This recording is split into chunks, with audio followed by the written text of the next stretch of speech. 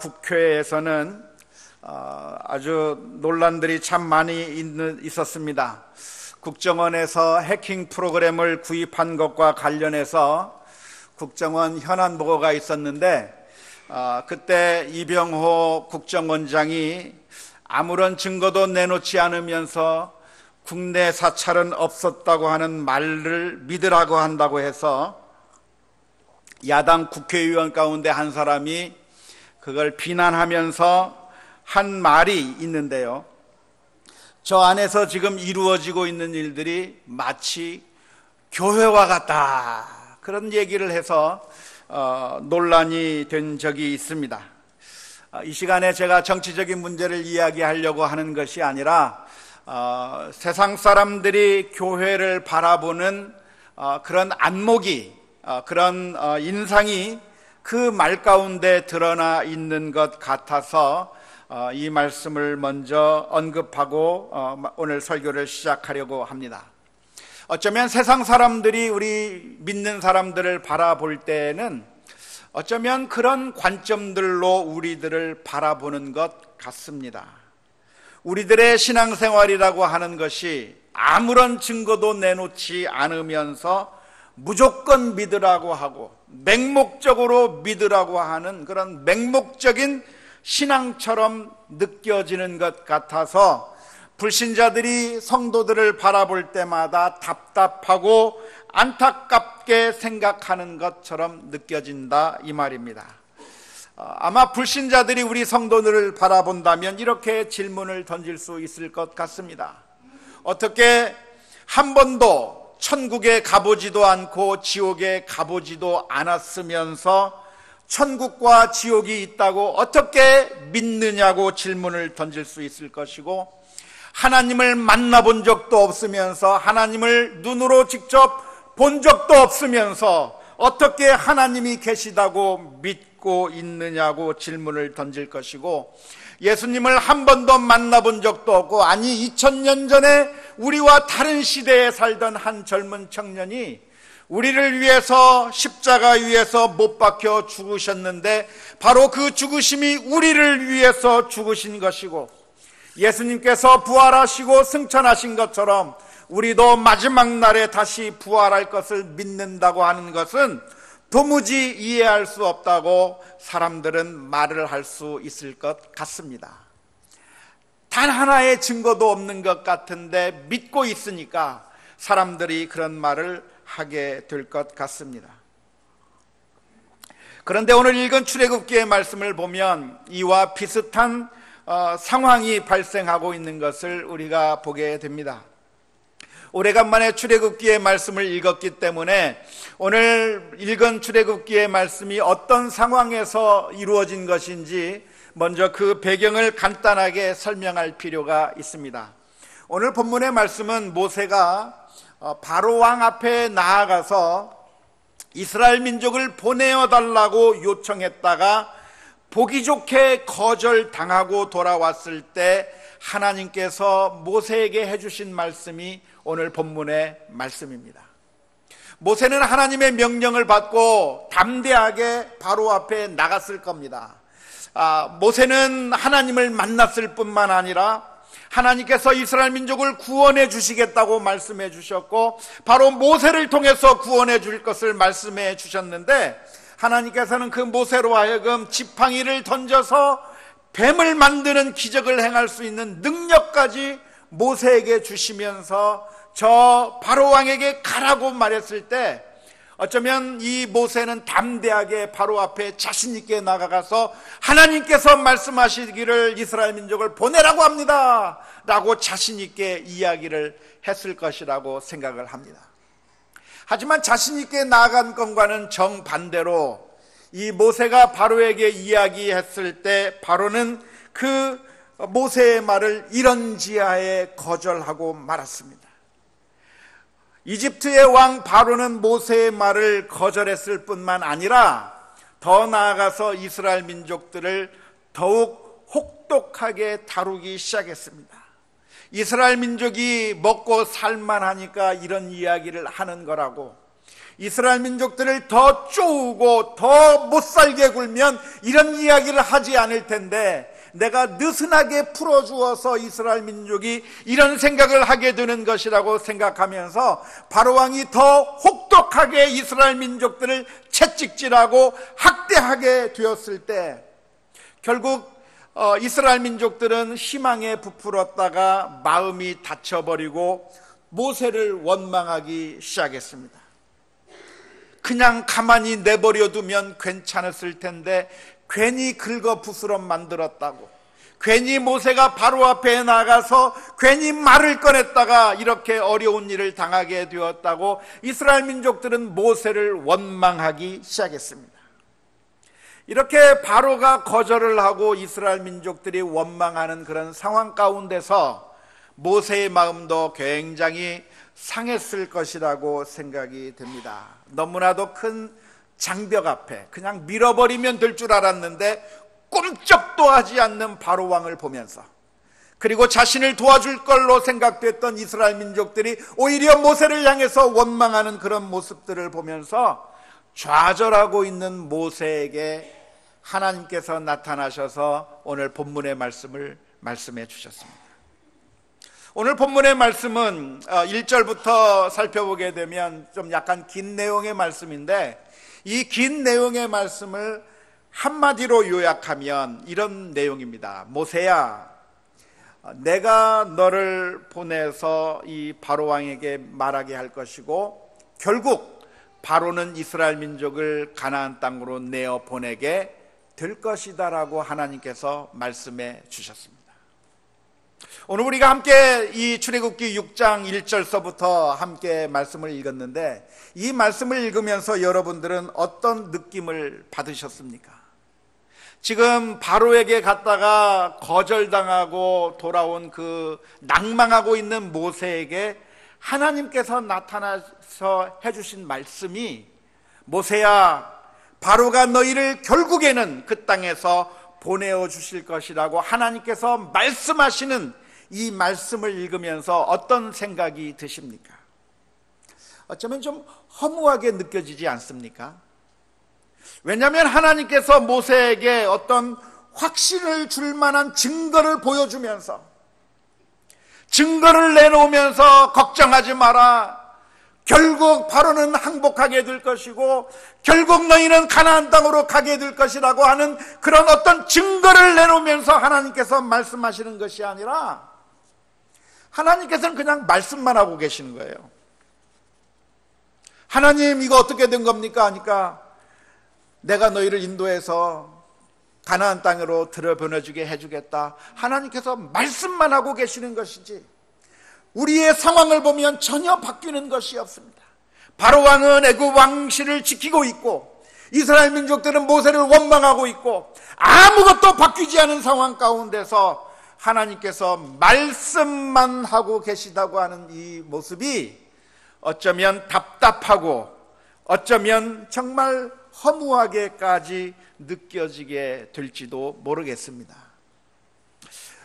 우리의 신앙생활이 어려운 것은 바로 이런 모습이기 때문에 그렇습니다. 우리의 신앙생활이 어려운 것은 아무런 증거를 댈 수가 없는 것 같아요. 불신자들이 우리에게 다가와서 하는 말이 하나님이 계신 증거를 내놓아라, 이런 증거를 내놓아라 하면 도대체 내놓을 게 없고 그들을 설득시킬 만한 그런 어떤 증거들이 확실하게 없다고 하는 것이 어쩌면 우리가 가지고 있는 문제라고 말할 수 있습니다. 아무것도 증거가 없는 것 같은데 이 세상 사람들은 증거를 내놓으라고 하고 Show me the money, 돈을 보여주면 믿겠다, 증거를 보여주면 믿겠다라고 말하는 그런 사람들 앞에서 아무런 증거도 보여주지 않고 말만 하고 있는 그 상황을 우리가 어떻게 믿을 수 있겠는가 하는 것입니다. 실컷 믿었는데 나중에 가보니까 아무것도 없다고 하면 그것처럼 허무한 일이 어디 있을까요? 실컷 믿고서 따라갔는데 결국에는 아무것도 없다고 하면 그것처럼 답답한 노릇이 없을 것이고 불쌍한 것이 없을 것입니다. 몇 년 전에 미국에서 있었던 일인데요. 미국의 유명한 방송 선교를 하는 사람이 있었습니다. 해롤드 캠핑이라고 하는 사람인데요. 이 사람은 패밀리 라디오라고 하는 그런 종교 방송을 운영하는 분이었는데, 이분은 신학 공부를 제대로 한 것은 아니지만 방송을 통해서 사람들이 질문을 던지면 성경에 대한 대답들을 아주 잘해 주어서 아주 유명했던 사람이 바로 해롤드 캠핑이라고 하는 사람이 있었습니다. 저도 미국에 있을 때 그 사람의 방송을 조금 들어본 적이 있는데, 아주 중저음의 목소리로 사람들이 질문을 던지면 성경 어디든지 찾아서 이런 대답 저런 대답을 해주는 것으로 유명한 사람이 있었습니다. 그런데 이 사람이 시간이 지나면서 좀 이상해지기 시작하더니만 급기야 시한부 종말론을 주장하기 시작했습니다. 이 사람이 뭐라고 주장을 했냐면 2011년 5월 21일 날 이 세상은 끝나게 되고 예수님이 재림한다고 하는 그런 주장을 방송으로 하기 시작했습니다. 말도 안 되는 소리죠. 말도 안 되는 소리라는 거 우리는 너무나도 잘 알고 있는데, 방송으로 이 이야기를 계속해서 하니까 그 이야기를 믿는 사람들이 많이 생겨나게 됐습니다. 그리고 그 사람의 말에 따라서 이제 얼마 있지 아니하면 2011년 5월 20일이 되면 이 세상이 끝나게 될 것이고 예수님께서 재림하게 되실 것인데, 내가 이 세상에서 더 이상 돈을 가지고 있을 필요가 무엇이 있겠는가 생각하면서 로버트 피츠패트릭이라고 하는 어떤 할아버지가, 60세 된 할아버지가 자신이 가지고 있던 모든 은퇴 자금을 다 털어서 이 해롤드 캠핑의 그 캠페인에 동참했습니다. 길가에 있는 여러 가지 광고판에다가 예수님이 5월 21일 날 온다고 하는 그런 광고를 많이 세우는데, 이 사람이 자신의 전 재산을 다 들여서 그런 일을 하게 되었고, 결국 5월 21일 날이 되자 이 할아버지는 뉴욕 맨하탄 한 복판에서 예수님이 오실 것을 기대하면서 그 자리에서 예수님을 기다렸습니다. 그것을 알게 된 수많은 사람들이 기자들과 텔레비전 방송국에서 그 사람을 취재하기 위해서 다 모여들었습니다. 사람들이 그 사람을 취재하고 있을 때 이 로버트 패트릭이라고 하는 할아버지가 너무나도 자신만만하게 의기양양하게 조금만 있으면 예수님께서 재림하실 거라고 하는 사실을 확신에 차면서, 여러분들도 지금 늦지 않았으니까, 지금 몇 분 남지 않았는데 예수님 믿으라고 하면서 그 자리에 서 있었는데, 예수님이 왔겠습니까? 안 왔겠습니까? 안 왔어요. 모든 재산을 다 털어서 그 일에 참여했는데 예수님이 오지 않자 그 할아버지는 너무나도 당황스러워하면서, 분명히 이날 오기로 돼 있는데 왜 예수님이 안 왔을까 하면서 당황해하는 모습들이 텔레비전으로 방영이 된 적이 있습니다. 아무런 근거도 없고 아무런 뚜렷한 증거도 없는데 그 이야기를 믿었다가 그러다가 망신당해버린, 아니 망해버린 사람의 이야기입니다. 이건 남의 나라 이야기만은 아니고요, 우리나라에서도 종종 벌어지는 일들입니다. 작년만 해도 LA에 사는 어떤 한국 여자 전도사라고 하는 사람이 작년에 예언을 하면서 뭐라고 예언을 했냐면, 한국 땅에서 전쟁이 일어날 거다고 예언을 했습니다. 그런데 그 말도 안 되는 예언들을 수많은 사람들이 믿어버렸고, 그래서 모든 재산을 팔아버리고 작년에 수많은 사람들이 한국을 떠나서 동남아나 필리핀으로 다 이주해 간 사람들이 꽤 많이 있었다고 하는 뉴스를 들었습니다. 우리 성도님들은 좀 이런 엉터리 소식에 속아 넘어가지 않았으면 좋겠어요. 하나님의 말씀과 그 하나님의 말씀을 잘못 해석해서 잘못 가르치고 있는 엉터리 말씀 사이를 구분을 할 수 있는 그런 영적인 분별력이 우리 성도님들 가운데 있으면 좀 좋겠습니다. 그래서 바라기는 이번 가을부터 9월부터 우리 평신도 훈련원 시작하게 될 텐데, 그런 평신도 훈련원 한다고 하면 그냥 외면하지 마시고 와서 좀 배우세요. 성경 말씀을 배우는 것이 얼마나 우리들에게 유익이 되는가 모릅니다. 우리가 예배 시간에 설교를 듣는 것 가지고는 많이 부족해요.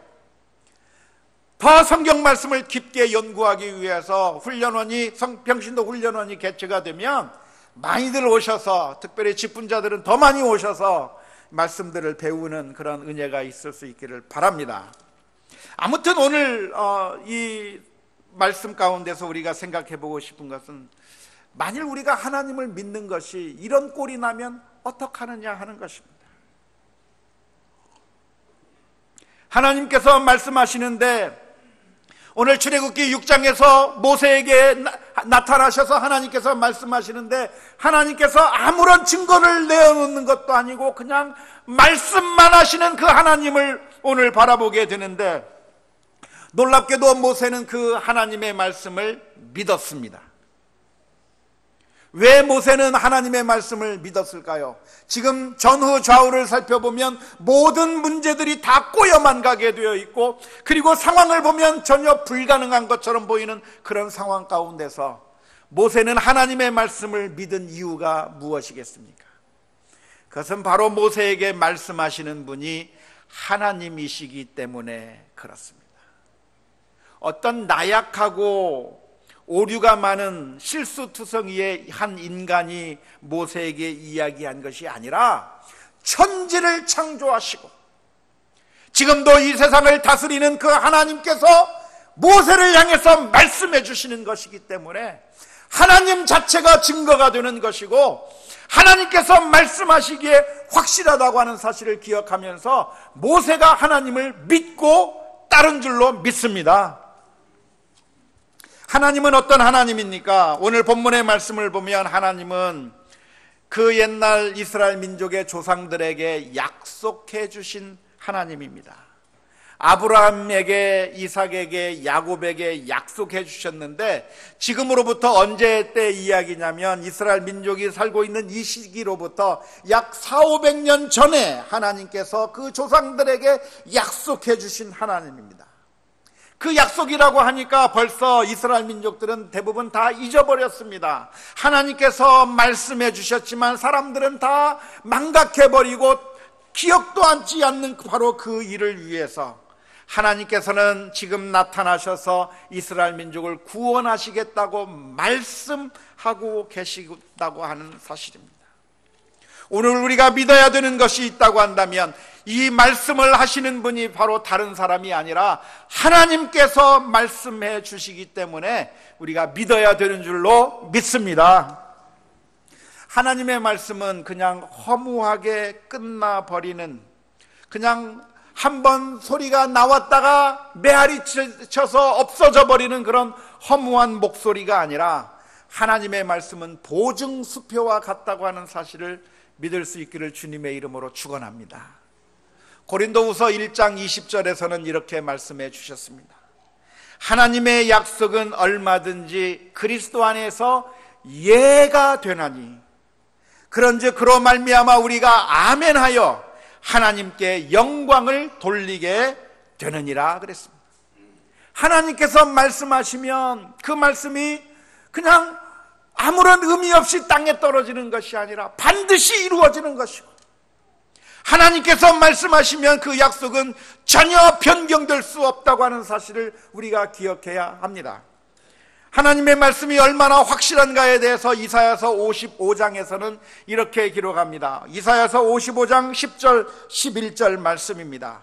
이는 비와 눈이 하늘로부터 내려서 그리로 되돌아가지 않고 땅을 적셔서 소출이 나게 하며 싹이 나게 하며 파종하는 자에게 종자를 주며 먹는 자에게 양식을 줌과 같이, 내 입에서 나가는 말도 이와 같이 헛되이 내게로 돌아오지 아니하고 나의 기뻐하는 뜻을 이루며 내가 보낸 일에 형통함이니라.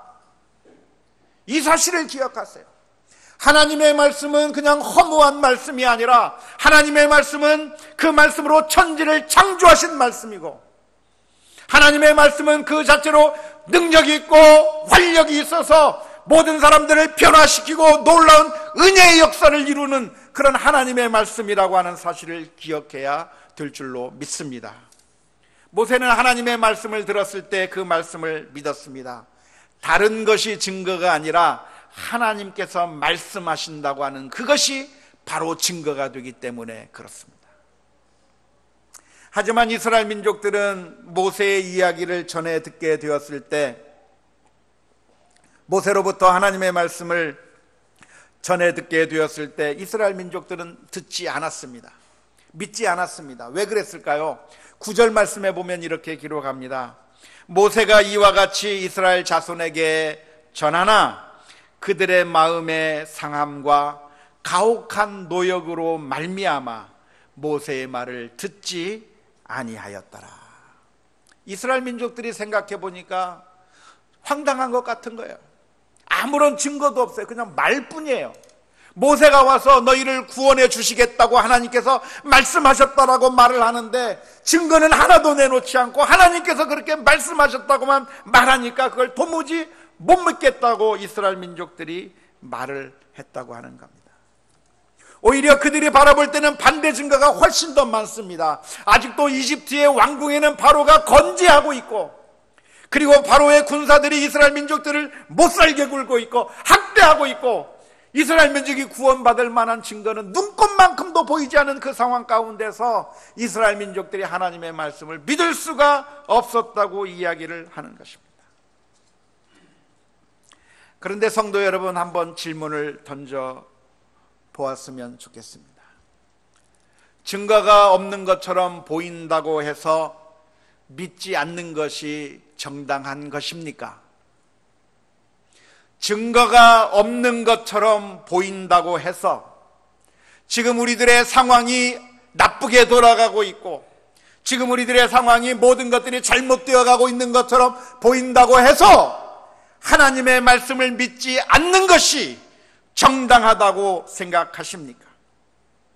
증거가 있어야만 믿을 수 있다고 생각을 하십니까? 문제는 증거가 있어 보이는 것 같은가, 증거가 없는 것처럼 보이는가가 중요한 것이 아니고 훨씬 더 중요한 것이 있다고 한다면 믿는 대상이 누구인가가 훨씬 더 중요한 것입니다. 과연 우리가 믿어야 될 대상인가, 믿지 말아야 될 대상인가가 훨씬 더 중요한 것이라고 하는 것입니다. 정말 안타까운 것은요, 사람들이 참 이상해요. 사람들은 믿지 말아야 할 것에 대해서는 어쩜 그렇게 잘 믿는지 몰라요. 아무런 증거가 없어도 사람들은 믿지 말아야 될 것에 대해서는 증거가 없어도 믿습니다. 돈이 그렇지 않습니까? 지금까지 인류 역사상 돈이 우리를 행복하게 해준다고 하는 확실한 보장이 있습니까? 재물이 우리를 행복하게 해준다고 하는 그런 보장이 있습니까? 증거가 있습니까? 하나도 없어요. 없는데도 사람들은 돈이 우리를 행복하게 해줄 줄 알고 그 돈을 위해서 열심히 정말 목숨을 바치다가 오히려 더 힘들게 살다가 죽어가는 모습을 우리가 얼마나 자주 보게 됩니까?